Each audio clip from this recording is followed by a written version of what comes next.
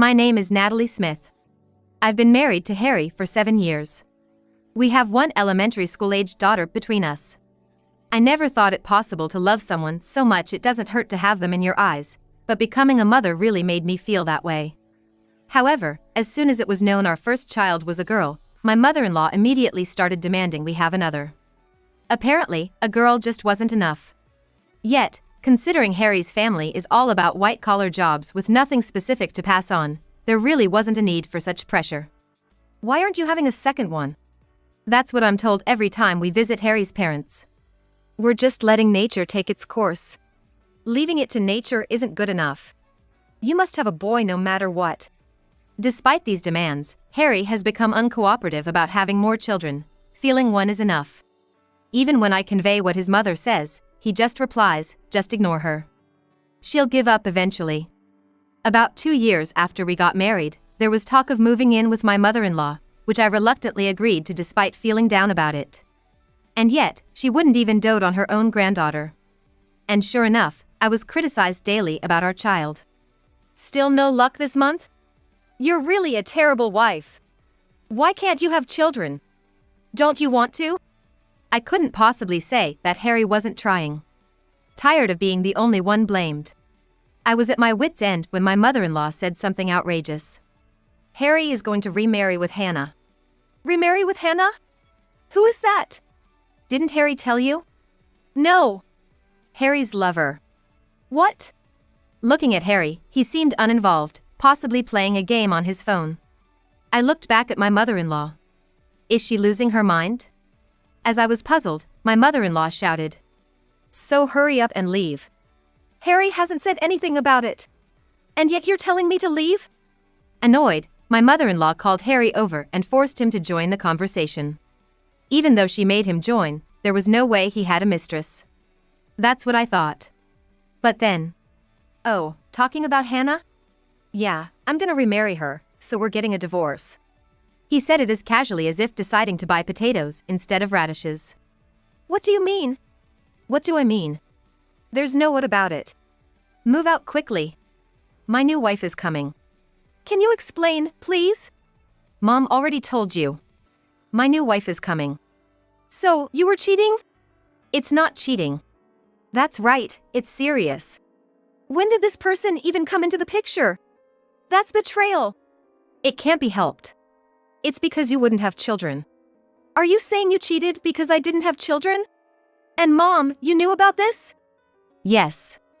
That's why I've always been saying you should have a boy. But you just left it to nature and didn't try, so this happened. Here, the divorce papers. Sign them. Somehow, Harry had the divorce papers ready, pulling them from a drawer and placing them on the table before going back to his phone. All this and you're on your phone playing games? It's not a big deal, right? Just a matter of signing the divorce papers. I can't understand how it's come to this. Mom keeps going on about children, but you haven't even tried. You say we need a boy, but with you being so uncooperative, how can we have any kids? Oh, blaming Harry now? It's your fault, isn't it? Why is it my fault? It's settled then. If the husband isn't interested, it's the wife's fault. What? What kind of logic is that? That's why I was against this marriage. You were too old when you got married, you know? You were 28. I was worried you were too old to have children. And look what happened. We did have a child, our daughter. That's not good enough. Girls will eventually marry and leave. They're no use to us. Children aren't born to be useful, are they? Really cheeky. That's why I hate it when people get older and become insolent. Terrible. I've listened to everything Harry said, trying to keep the peace at home without arguing. You know, that's what's boring about you. Excuse me?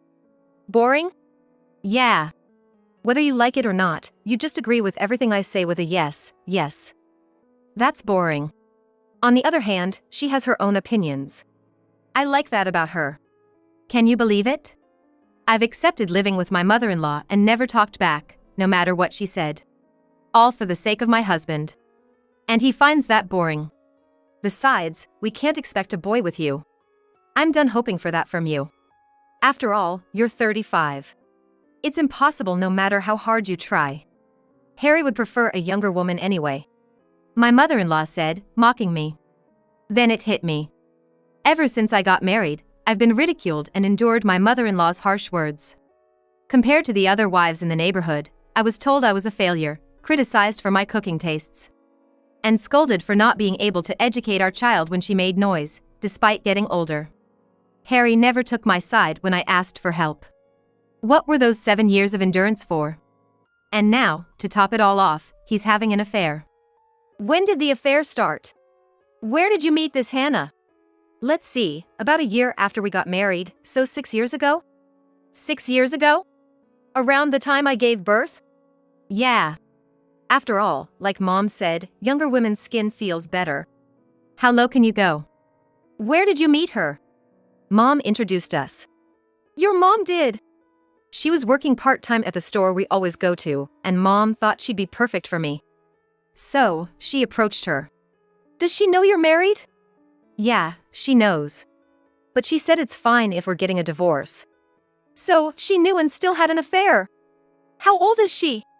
Being so curious is just setting yourself up for disappointment. Can we drop it now? No. My husband was taken from me. I have the right to ask, don't I? Fine. She's 30. That's 10 years younger than you? That's why she'll probably give us a healthy baby. So, you encouraged his affair just to have a baby? Well, once she has the baby, they can just live as a family. I'm not thinking it ends with just having the baby. Proof of that is, I'm telling you to leave because you can't have one.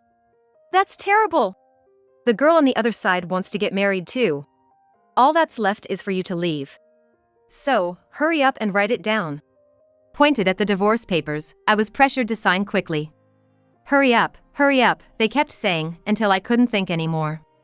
Then, I saw my daughter at the corner of my eye. She was standing at the doorway, looking worried. Our daughter is watching. Huh? It's not good to discuss this in front of the child.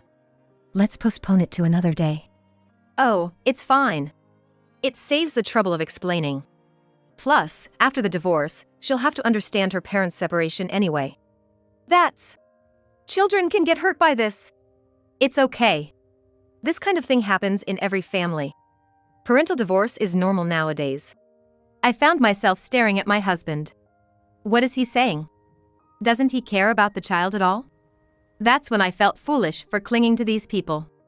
Suddenly, another part of me seemed to say just sign it and get it over with, and I found myself signing the divorce papers. Here, I've signed it. This is okay, right? Tossing the pen down as if throwing it away, my mother-in-law picked up the divorce papers and looked them over. Yes. This is fine. Now, please leave. What? It's ridiculous to stay in the same house after a divorce, right? The new wife wouldn't want that, obviously. So, please leave. Surely you can't mean right away. Well, from our side, we'd like you to leave as soon as possible. We have a child. It's not that easy to just leave. Well, I thought signing meant you were ready for that. To think you weren't prepared at all. Then, leave within a week. That's okay with you, Mom? Can't be helped. The moment I signed, it felt like the past 7 years were erased with an eraser, sending chills down my spine as I took my daughter's hand and went into the bedroom. Then, humming a tune, Harry left the house, perhaps to see that woman. It seemed my mother-in-law followed suit, possibly off to a friend's place, as I heard the front door opening and closing. The house became eerily quiet all at once, the only sound being the hum of the refrigerator, which seemed especially cold. My daughter clung to me, crying. It's okay, there's nothing to worry about. We won't let it end like this. Yes, we'll start everything from here. I reassured myself and picked up my phone to make a call. Before a week passed, I had finished packing and arranged for a truck. The entrance was piled with cardboard boxes. Seeing them, Harry and my mother-in-law clearly showed their pleasure. Finally leaving, huh? Well, that took long enough. But look at all those boxes. You're not saying you're taking the appliances too, are you? Can't you see? Not a single appliance is missing. How spiteful. I can see, but just to be sure. Some of them are for my daughter. It was bound to be this much. Shows how much I've spent on them until now. What a waste that was. Truly. Wasted money on those who were no help at all. Hope you're not leaving anything behind. Don't ask to send it if you forget something. I'm fine. Well, if you say so. The house will be more spacious now. It was suffocating before, but it feels refreshing now.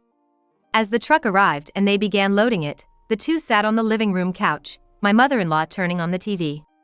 Harry didn't even seem to care about saying goodbye to his daughter, just played games on his phone. What kind of people are they? Not even a farewell to their daughter, cold until the very end. Though it hurt a bit, that feeling faded too. Thinking it's all over and a new beginning awaits made me feel surprisingly refreshed. My daughter, holding her stuffed animal, watched intently as I gave instructions to the movers. Her face was filled with insecurities, her eyes brimming with tears. It's okay, there's nothing to worry about. With that thought, I stroked my daughter's head. Once all the luggage was loaded onto the truck, Harry and my mother-in-law came to the front door. Is it done? Yes, it's finished. Ah, finally leaving. Now I can call her over. Yes, finally. Thank you for everything. Yeah, just hurry up and leave. It feels odd to say goodbye at the front door, given everything that has happened. Could you come to the truck with us? Huh? Why should we do that? We've been a family for 7 years. I thought it's the least we could do. This is goodbye, after all. Seriously. You're too earnest in the weirdest ways. We just want you to leave. Yes, that's why I'm asking you to come to the truck.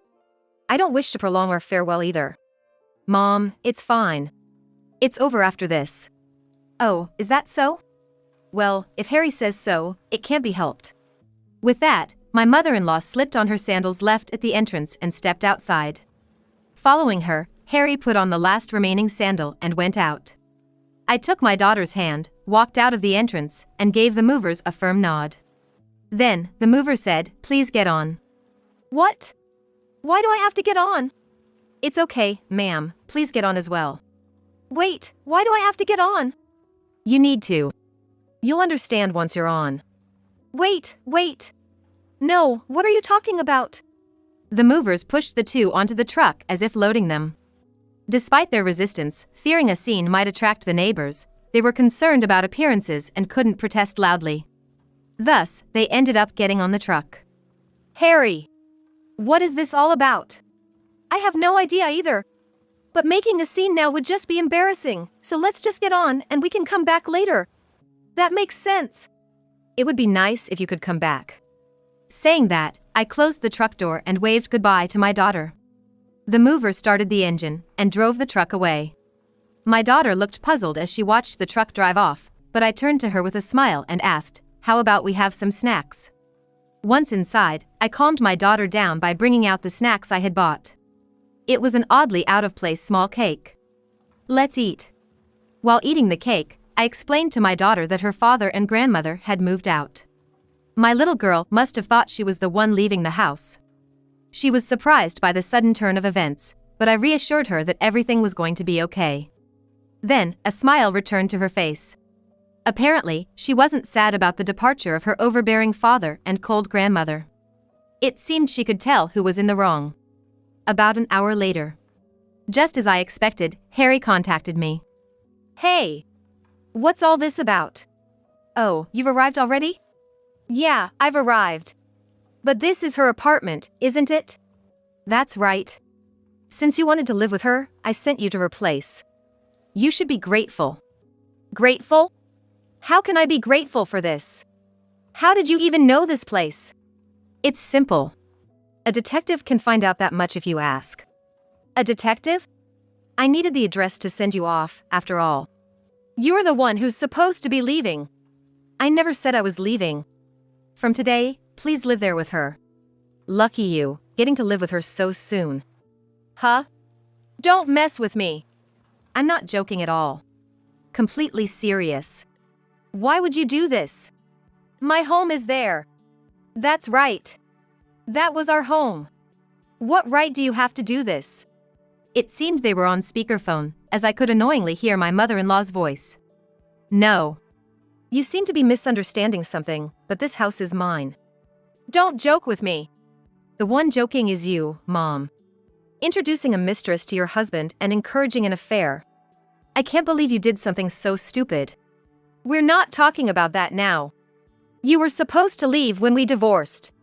So, it's decided that you, the wife, are the one to leave. Maybe you haven't been told? Told what? Mom, where are you yelling from? It's disturbing the neighbors. Shut up. The movers have left all the boxes piled up in front of the apartment. If left like this, your belongings will all get wet from the dew. If you don't want that, you should come. I don't think I need to go, since all the contents of those boxes are yours. What? That's impossible. My mother-in-law continued to scream hysterically. You're being shameful. You're going to live there now, and you don't want the neighbors to think a crazy old lady has moved in, do you? Who's crazy? Just live there from today onwards. We're strangers to you now. No, we're going back home. We'll kick you out of that house. That won't be possible. If you enter the house without permission, I'll sue you for trespassing. What kind of woman are you? You're the one who's crazy. Harry could tell you if you asked. Why don't you ask him? Ask what? Whose house it is. I don't need to ask. That house was bought by Harry after we got married. It was secondhand, but it was nice enough. That's why I moved in with him. Oh dear, what a big lie. You were lied to quite spectacularly. But from someone who lies so easily about having an affair, I guess that's just another lie, right? What do you mean? Actually, this house was built by my parents before we got married. After they passed away, I was living here alone. When we decided to get married, I didn't want to leave my family home, so Harry said we could live here. When you said you wanted to move in after we got married, I thought, well, it's a big house, so why not? That's a lie! Harry said he bought it, even if it was secondhand, so we could live together. Think about it. How could Harry afford such a big house on his salary? And to move in right at the time of our marriage? We were barely able to pay for the wedding. That's impossible! So, this house is mine. You have no right to claim it. Maybe you should ask Harry? Harry, what does this mean? From the other end of the phone, I could hear my mother-in-law's voice trembling. But Harry, as usual, seemed to be playing his game, pretending not to hear. Harry! Stop playing your game and answer. Harry probably can't hear when it's inconvenient for him. Must be really inconvenient now that his lies have been exposed. Harry! Say something. Are you going to let that woman make a fool of you? All right, I got it. A faint voice from Harry could be heard, and then he took over, presumably from my mother-in-law, to make his claim. Sure, it was your parents' house, but now that I'm living here, it's mine. It sounded like a child's argument. You were only allowed to live here because you were married to me, right? That's why I had allowed it. And the same goes for your mother. Well, that's true, but... Yet, you lied about buying it. Saying such things doesn't make it yours. The deed to this house is all in my name. But when we divorce, aren't assets supposed to be split in half? That's true. But such a topic never came up until now. However, this house was inherited by me before our marriage. Even if it was inherited after marriage, it's something I inherited. That means it doesn't become marital property. Too bad for you. So, there's no need to split it in half. That's a lie! If you think it's a lie, you could look it up. I'm only saying what I've been told by a lawyer. Realizing she might lose this argument, my mother-in-law butted in again. But, what about appliances and furniture? Those need to be split, right? Typically, yes. But all the appliances and furniture in our house were used by my parents. Of course, some items were replaced, like a toaster for about $60. Did you want it? Shall I give you $30 for it, or would you give me $30 and take the worn-out actual item? I don't want it! Oh, the junk Harry brought when he moved in is packed in cardboard boxes. And all of your stuff too. It's all packed in boxes. They were things one would normally throw away, but since you two cherish belongings so much, I didn't want to be complained at for throwing them away. So, rest assured, everything's packed. Well, thank you. Thanks to that, the moving costs were no joke. It was quite expensive. But since all the appliances are mine and I didn't have to pay for their transport, that's a relief. So, that's why the mover charged me that amount. It was expensive, wasn't it? I was surprised when I saw the estimate too. But it's not money I need to worry about paying. And there's still so much left. Yes, indeed. After all, most of it was practically garbage. Like socks with holes, worn-out sneakers, and stretched-out t-shirts. You should have thrown those out. Oh, what did you say when I asked if I should throw them away? It's wasteful, that's the problem with throwing everything away. You said that, right? Yet, you never wore them again and kept buying new ones. So, I couldn't throw them away, but do you have any complaints? So, you're saying we have to live in this cramped apartment? I don't know about it being cramped, but you wanted to live with her, right? That's good for you, isn't it? There's so much stuff, it's impossible in this apartment. Well, that's unavoidable, isn't it? You and your mom chose to have a mistress. Hey, that's too harsh. The divorce is finalized, so it's no longer my concern. And it's not over yet. There are still things to be done, so be prepared. Wait, what else is there? My words surprised my husband and mother-in-law, but I hung up the phone laughing. Sometime later, Harry called me with a voice full of anguish. It seems he got scolded by his mistress. What's the meaning of this? I wasn't expecting you to just show up. I didn't think it would come to this either. She sent our stuff and us here. Then take it back. With all this stuff? That's not so easy, is it? I don't care. I thought when your ex-wife left, you'd live in your spacious house, not here. That was the plan, but it didn't work out. Why not? That house is yours, isn't it? Just take it back. Well, actually, it turns out it's in my ex-wife's name. What? You said it was in your name. Yeah, but, well, there were circumstances. I thought it'd be too sad to not give her the house if we divorced. That's ridiculous. So, what about us? How are we supposed to live in such a tiny place? Especially with all these boxes? Yeah, that's true. So, we can't live in that house? Yeah, well, that's how it is. Then buy a house. If that's not possible, rent a spacious apartment right now. With your salary. No, that might be a bit difficult. Seriously, this place is so noisy. Complaining won't change anything. Now that it's come to this, we have to live here. What? Are you serious about living here? Then you should pay 2/3 of the rent. Why does it come to that? Obviously. You show up with your mother-in-law unannounced, planning to live together, and we're not even married. If we're going to live together, you should pay your share of the rent. And that goes for groceries and utilities too, you should pay your share of everything. What a cunning woman. Cunning, you say? It's much more cunning to try and live together without paying anything. Besides, isn't 90% of this stuff your mother's? I don't even know what's in these boxes, but do you really need all this? Isn't it filled with things you don't even want? I'd want a storage fee for all this stuff taking up most of the space. I never thought she would say such a thing. That's how it is, and I'm not even married yet, but I'm already sick of coming back to this apartment because of the mother-in-law and daughter-in-law war. Wow, sounds like fun. It's no joke. Mom says she hates living with such a woman. She refuses to accept such a person as her mother. It's so bad that we get complaints from the neighbors about the noise. I figured as much. I can't even count how many times I wanted to yell at that mother-in-law while living with her. Yet, I endured it for the sake of my husband. Why should I have to endure this when we're not even married? And then there's child support. Well, since I'll be raising our child, it's only natural I ask for child support. I can't pay that. If I paid that, I wouldn't even be able to afford to move. Then don't pay it. If that's the case, I'll just hire a lawyer. Just be prepared, though, because if I hire a lawyer, it's going to cost you even more. The lawyer I'll hire is quite skilled. And you'll be billed for the lawyer's fees too. Why? Because they're skilled. Please, don't charge me for all this. From behind Harry's pleading, the yelling of the mistress and mother-in-law could be heard. Later on, he never paid child support. Realizing this wasn't going to work, I decided to hire a lawyer. The lawyer, as reputed, was very skilled, demanding a lump sum for the alimony and setting up a monthly payment for child support. But considering Harry's irresponsibility, I had it arranged that if he missed a payment for even a month, his wages would be garnished. The mistress was furious, wondering why she had to pay such a thing, leading to even more battles.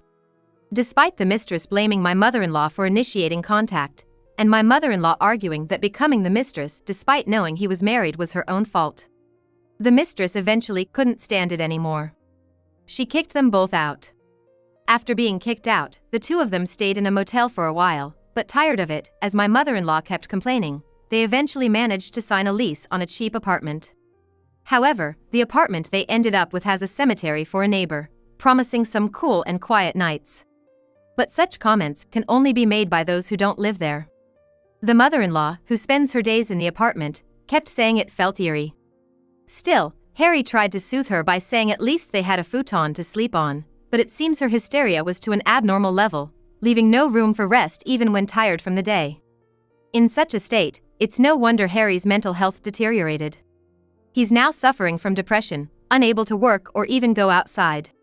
It's tough that the child support isn't being paid, but considering how they disregarded me and my daughter, I can't help but think they deserve to struggle. Meanwhile, in the house that my husband and mother-in-law vacated, my daughter and I are living a relaxed life. Our days are peaceful and filled with happiness, undisturbed by anyone.